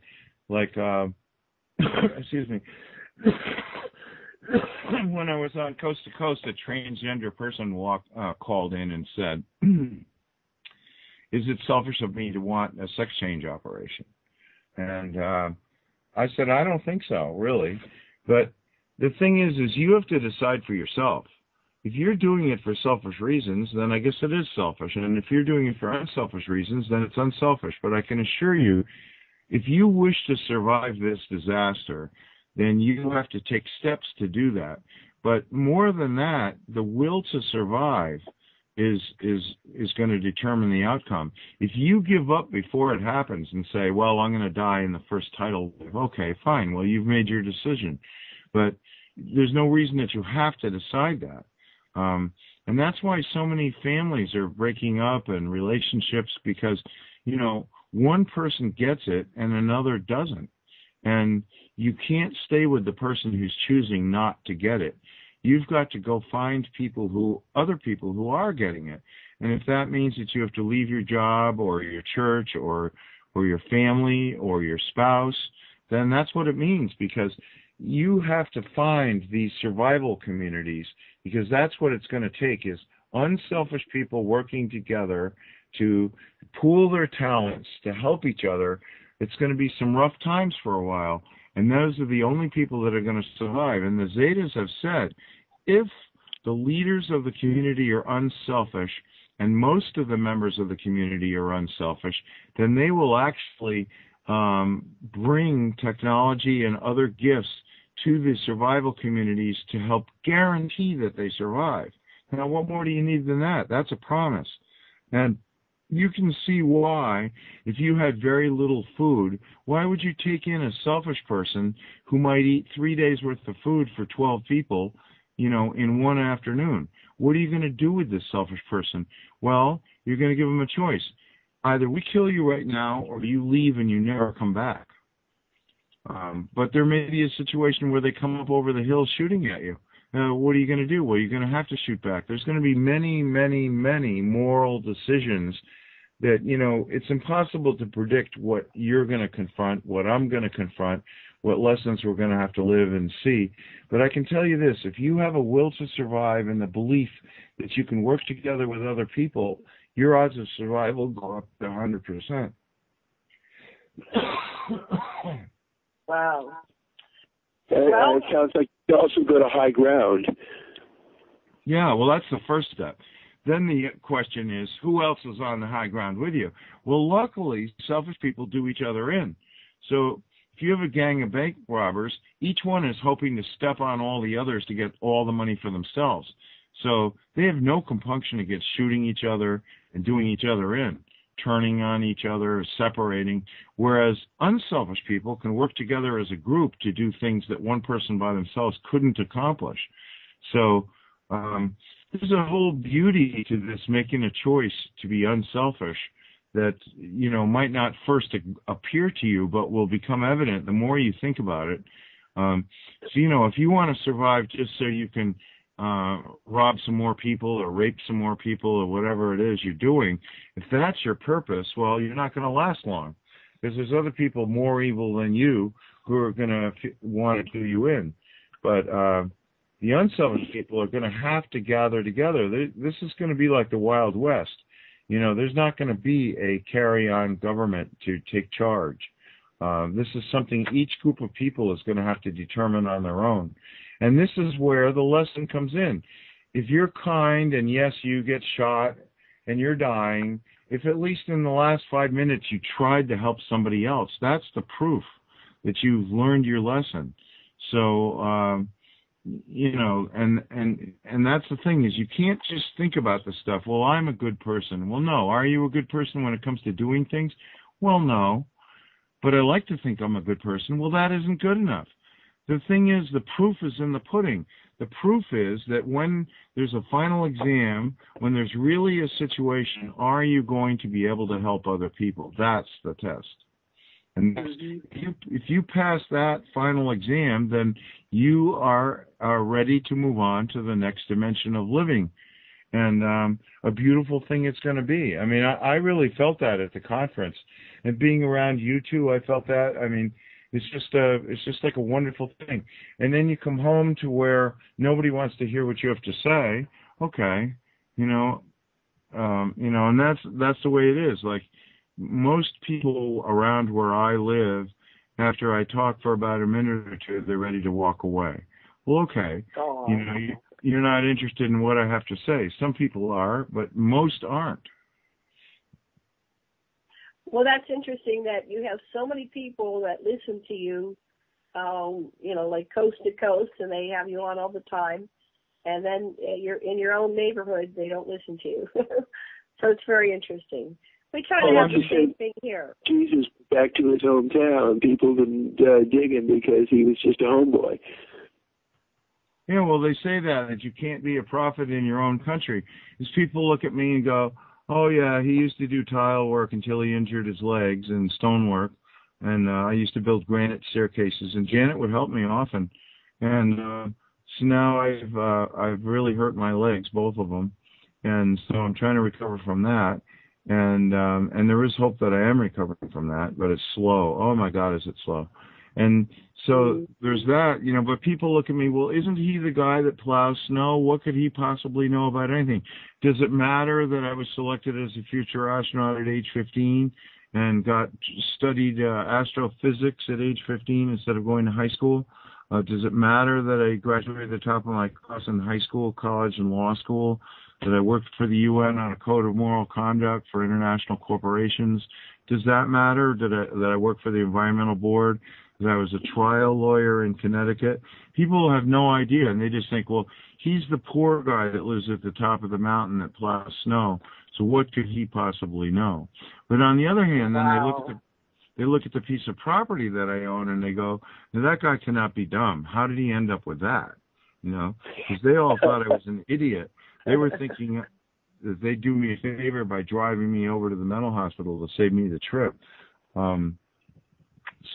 But I think if you really listen to what I'm saying, what I say makes a lot of sense. And I'm not stupid. I'm a very logical person, and I know it makes sense. And I'm trying to put it in plain English so that the listeners get it, that you should try and re-examine your life. Sit down with yourself tomorrow and say, have I gotten any satisfaction out of hurting another person or taking advantage of them? And, the selfish people have a conscience. Don't ever think they don't. What they do is they block it. It's like the conscience is trying to tell them stuff, and they're like ignoring it on purpose. So even though they're walking out in the daylight and the sun is shining on them, they actually, inside their heart, they've got a dark dungeon of evil that has completely captured them and enslaved them, and they're living out of fear. So, what kind of life is that? But people choose it every day. I call it, these selfish people, when they do something horrible, they're auditioning for their next lifetime. Wow, that's interesting. So how can people... Go ahead. What do you want to say, honey? Oh, that's karma. That's what that is. Right. Exactly. Yeah, it's karma. So we need to be nice all the time, or as much as possible. Well, no, this brings up what Sasha said before. You can't be nice all the time because there are very selfish people who will take advantage of you. You have to become perceptive all the time. You've got to have your antenna up all the time. You've got to be psychic. Some ways you can't help anybody if you can't help yourself. So you have to have food and shelter. It's great to have something that's valuable that you do that contributes to life, to have a partner on your wavelength. That all makes life more meaningful.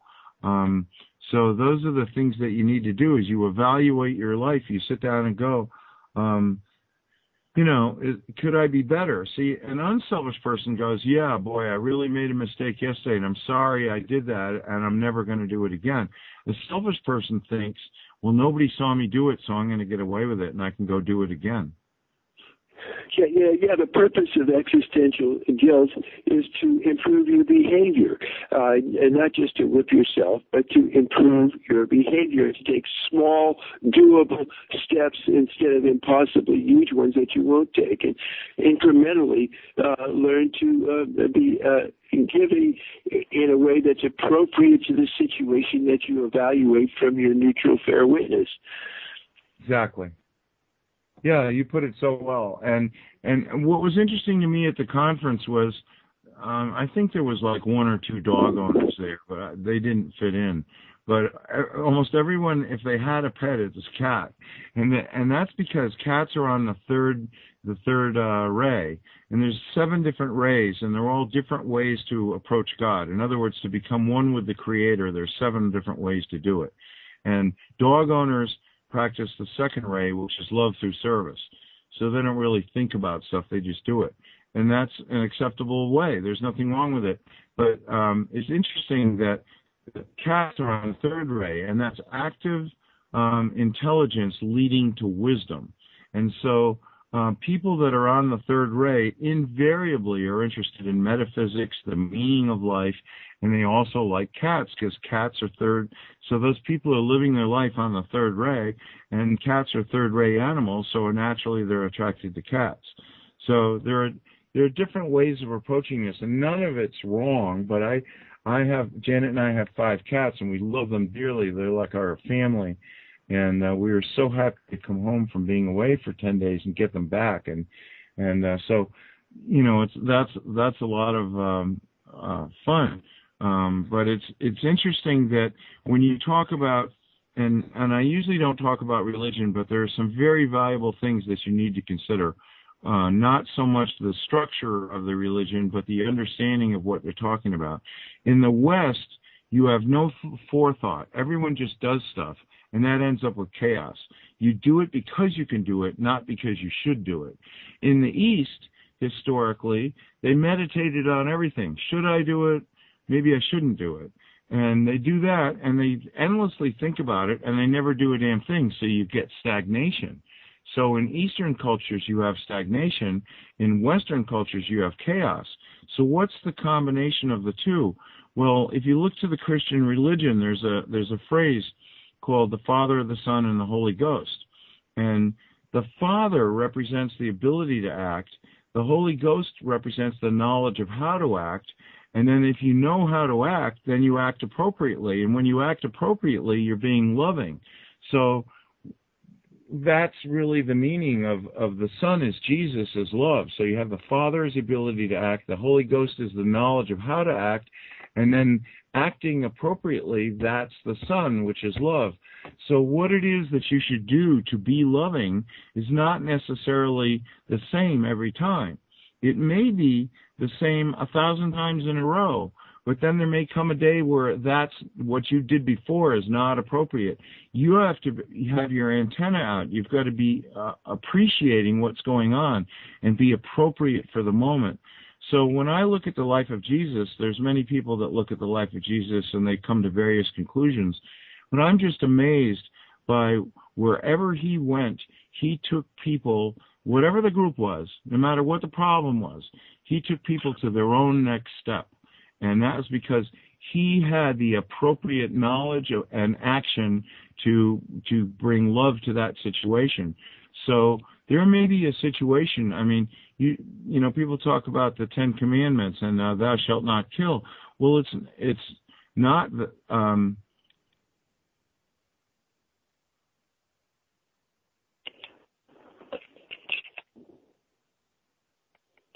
Did we lose him again? Hello? Hello? Are you there? Oh, let's see. Gordon, are you coming there? Back? I think we lost him. Hold on. I'll give Sean. We were talking about Jesus and thou shalt. 1 second. Let me. Yeah, but Sean, pull it back. Gordon's point is, of course, that you need to evaluate each situation and to see what behavior is really appropriate for that situation, taking others into consideration empathetically. And the more others that you take into consideration in choosing your action, the more it's going to knock down the artificial barriers among people and allow you to feel their consciousness and create synergistic win-win situations. Yes, and so what I wonder, and I hope to get Gordon back, I want to get his opinion on, is does he think that Jesus is an extraterrestrial, and if so, who is he? What kind of being was Jesus and all the other masters that walked the earth? And I don't see Sean. I don't know. Did they wipe out the whole internet? That's interesting. So what would you like to talk about while we try to get Sean back, honey? Just that to don't make yourself wrong because you have a degree of what we call selfishness, but to make that selfishness or care for the self or taking energy from others part of the reciprocal sharing that you do with others. So you take in energy and you use that energy in a loving way. And the way to do that is to think of yourself as having different chakras and make your decisions from your center chakra, which is the heart chakra, which is the assumption of your loving oneness with everything and everyone, where you can feel the love that you're giving and the love that you're getting. And in yoga, we actually do a breathing where we breathe in as another breathes out toward us and then breathe out toward them as they breathe in, so that you share breath as a metaphor for sharing consciousness. So I'm trying to get him back. I'm sorry, I'm like half focused here, but Gordon's typing, but nothing's happening, and I don't see what's going on with Sean. Anyway, we're still connected here. Okay, Gordon's asking for Sean to call back. I can't call Gordon into the queue. Sean would have to do that, so I don't know where Sean is. Sean, are you there? Okay, here he is. He's calling back Gordon. But what I noticed is that, here we are in this experiment in consciousness in third degree density planet Earth, and we don't really feel each other like we do in fourth degree. Gordon, are you back? Hello? Sean, did you get Gordon back? Oh, not yet. Okay. So that's part of the work with Dr. Michael Newton, who was explaining that the reason why we had this experiment in consciousness is that we felt each other to a degree that we would never do any harm. So there he is. Gordon's back? I hope so. We've got a snowstorm going on that might have affected something because I broadcast internet from tower to tower. I see. Yeah. So you were making a very important point about Jesus, and we have about, 10 minutes, a little bit less than 10 minutes left of the show. Who is Jesus in your opinion? Was he a human, extraterrestrial, advanced spiritual being? And who is Jesus?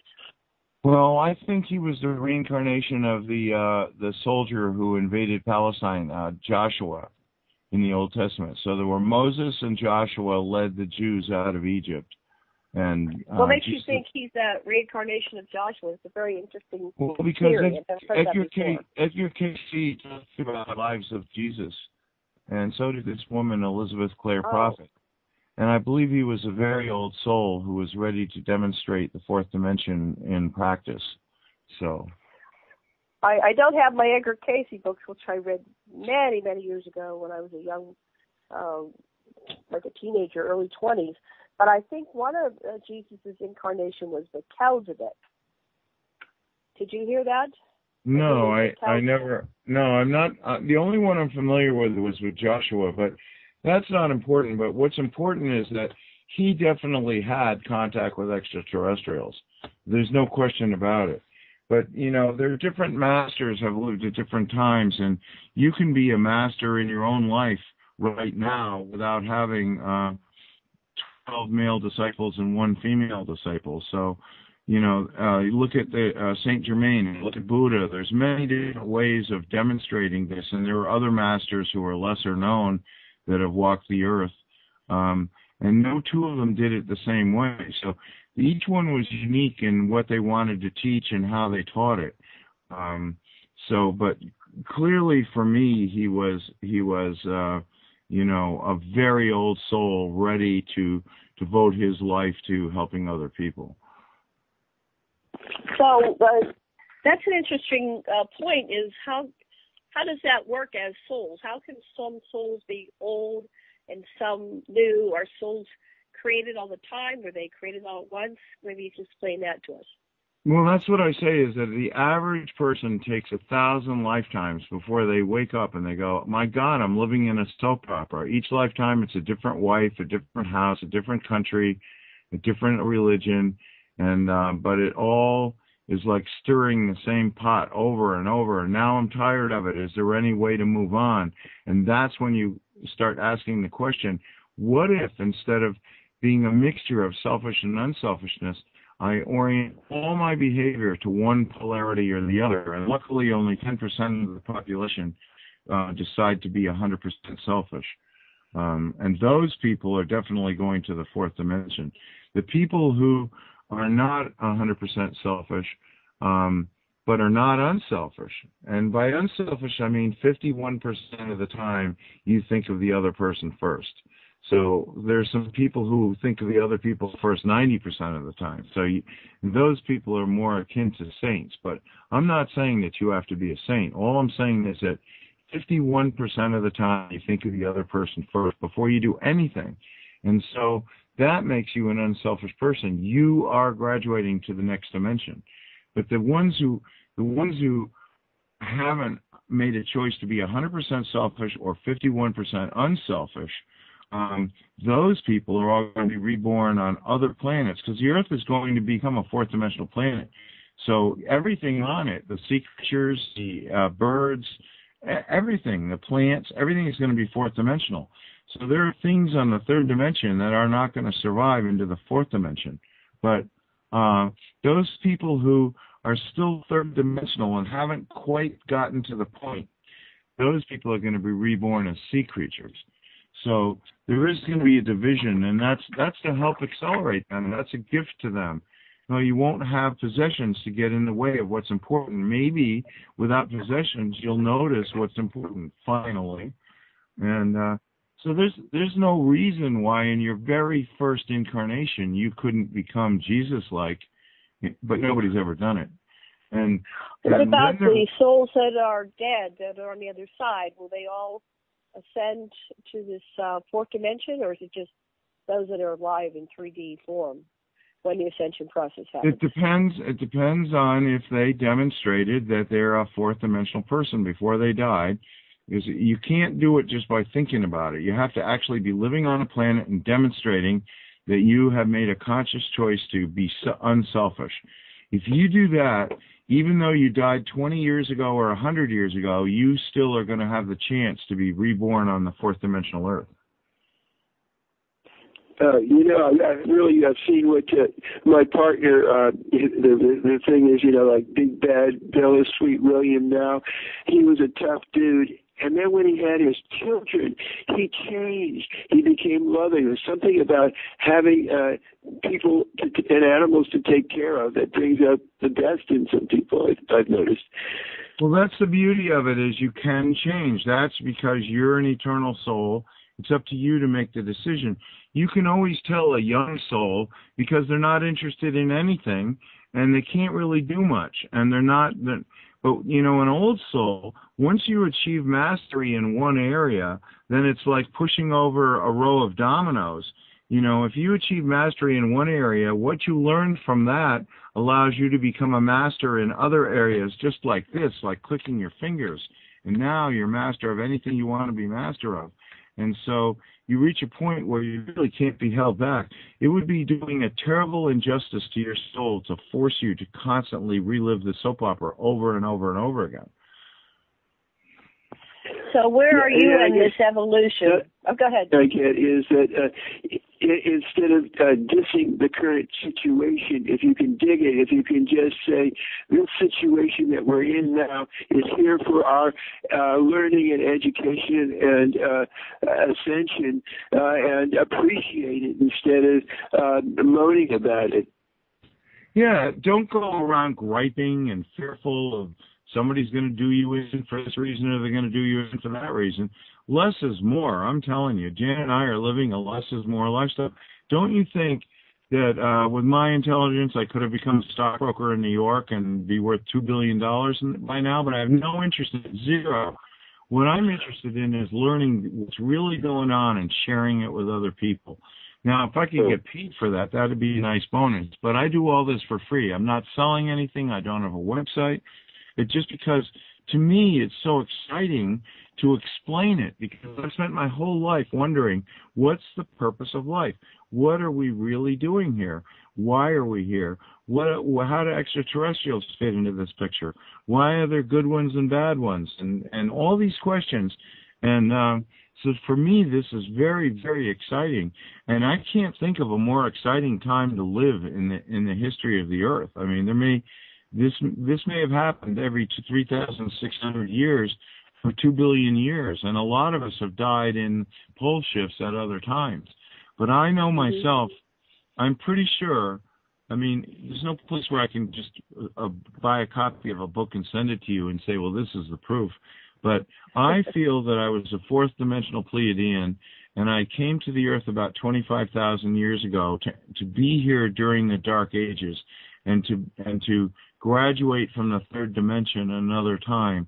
And so I know I've had absolute memories of other lifetimes where I screwed up really badly and paid for it in the next lifetimes. So, I've had a really hard time, but at the same time, I've had a lot more to me than just my experience on Earth. And from early childhood, I knew there were extraterrestrials, and I knew you could contact them, and I knew there were other places. So. Okay, we're running out of time. We actually have one more minute. How can people reach you and Janet? Well, you can't really, except I like Skype, because if you can find us on Skype and I don't like what you're saying, then I can block you. But I'll tell you, if you asked for contacts, yeah, I do, and then you don't know, you think, well, I'm sending a message, but he's not answering. No, it's because I blocked you. But if you ask for contact, and it won't be that hard to find me or Janet Stanley, my wife. If you ask and you put something in the request for a contact that you heard me on the radio, then I won't block you, and then we can start a relationship and a conversation. And if I like you a lot, then I might give you my telephone number so we can talk more frequently. So I'm the kind of person that loves to call people. So. And that's it. We're out of time. Thank you so much, Gordon, and tell Janet much love. And we look forward to meeting you again somewhere in time and having you back on the show. Much love and blessings.